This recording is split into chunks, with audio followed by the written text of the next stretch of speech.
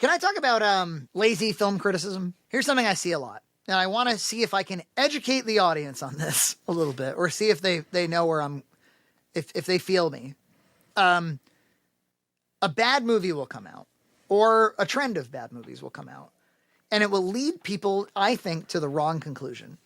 And you and I used to see this when we would be in workshop classes in film school, where there's like an old Neil Gaiman line that's like, when people see a problem, most of the time they're right. And when they prescribe a solution, most of the time they're wrong. So like, it's really important to listen. Like if you have a whole classroom full of people being like, I was bored, or I didn't get this, or this part didn't make sense to me. Oh, I thought it was this, or whatever. That's super important to listen to. And then you've got to troubleshoot that, and you've got to figure out how to solve that problem in your movie. Yeah, because a lot of times they'll start saying things that you could do, and it's all like, oh, no. Yeah, exactly. So, but if they start troubleshooting, like, really the problem is, they're probably going to be off because they probably aren't plugged into the story the way you are. And I've been noticing this with, like, I saw this one thing that was like, when bad reviews of Ant-Man and the Wasp: Quantumania were coming out, they were like, yeah, you know what the problem is? Marvel used to be really grounded. It didn't take place in quantum realms or in space, and that's the problem. And I'm like, no. Yeah, that's like saying, like, you know what the problem is? Ant-Man's costume, it's red. It's like a totally cosmetic thing. It has nothing to do with, like... and yeah, do they forget, like, Guardians of the Galaxy exists? Like... Come on. They do forget that kind of shit. They suddenly, like, it's their brain trying to troubleshoot a problem. And so it starts categorizing things in a kind of like fallacious way.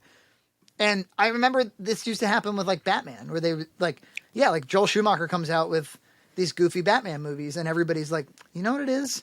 The darker the better when it comes to Batman. The darker the better. But it's like, but there is probably such a thing as a really good lighthearted Batman movie. Not sure. Yeah. Really seen it, but there probably is such a thing as that. I feel like a Luddite when I say this, but I'm like, the reason it wasn't good was because it wasn't good. Yeah. You have to make it good. I think you could make a lot of premises good if you made it good. Exactly. Another one that came to mind was Lightyear. Yeah. Like you got this boring ass movie that is like, that really doesn't have a great story at the center of it. That doesn't really have universal themes of heroism. It doesn't really have all that complicated of an issue. It's confusing. Like the plot itself is actually confusing and confused. The characters are all very bland. And so, but like a lot of people will say, they're like, he doesn't work as a real spaceman. He's got to be a toy or something like that. Yeah, well, I wasn't the president of Pixar. Somebody came out recently. He was like, "Oh, people were probably expecting the pig to be there and Woody to be there. That's why we'll go back to that." Yeah, it doesn't sound like the real problem. Well, another example of that was when Kathleen Kennedy was like, "You know why Solo bombed?" Because I really think that Solo bombing was like an unacceptable moment in Disney history. That was like, how did we go from The Force Awakens, one of the highest grossing films of all time, to like 3 movies later, like this fucker's bombing? Of course, The Last Jedi was the reason. Or at least on the fan side, I think Last Jedi contributed. But yeah, probably like there just wasn't really much of a hook there. It wasn't like, I'm going to go and see a really good Star Wars movie. But the reason that she ascribed was, you can't recast people, even though like fucking Ewan McGregor, like, yeah, has a show, fan favorite. Yeah, total nonsense. But she was like, if it had somehow been a really good deep fake of Harrison Ford, like we did with Luke Skywalker in The Mandalorian, we would have made $1 trillion. Like, yeah, get the fuck out of here. The bland, monotone Mark Hamill zombie that they made. I used to know of a creature just like you. He talked in riddles, Grogu. Yeah. Glitch. Should have brought a porno. I'm staring at this glitchy Mark Hamill thinking to myself, yeah, I wish I brought some porno.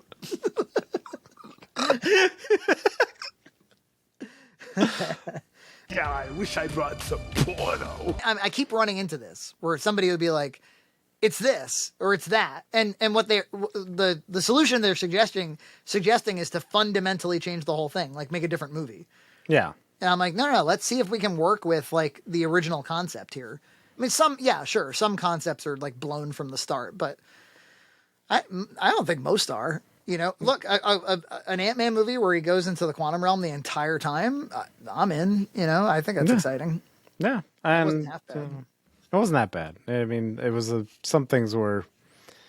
The audience score is pretty high. It's 84% for Ant-Man and the Wasp. Yeah, this is one of those... critics, I'm starting to not really understand anybody anymore. Like, not even the audience score or the critics, because it's all over the place all the time. Well, what demographic do you suppose that when you see those audience scores, do you think that it's dominated by a particular demographic? Like, does it skew young, for instance? Does it skew male? Maybe. Who the fuck is this audience is what I'm asking. Yeah, do they? That would be great if they had the data on Rotten Tomatoes. Yeah, like who are we listening to exactly? Is it predominantly people from like urban areas, predominantly people from Middle America? I'd like to know because, you know, is it like a pretty good representation of the entire audience? My guess would be it skews young, and that young people are generally pretty easy to please at the movies. And they're probably pretty easy to piss off at the movies too. Like they're probably pretty like, you know, either I liked or I didn't. Yeah. That's true. And critics, I don't know. I'm not really sure what interests them in a way.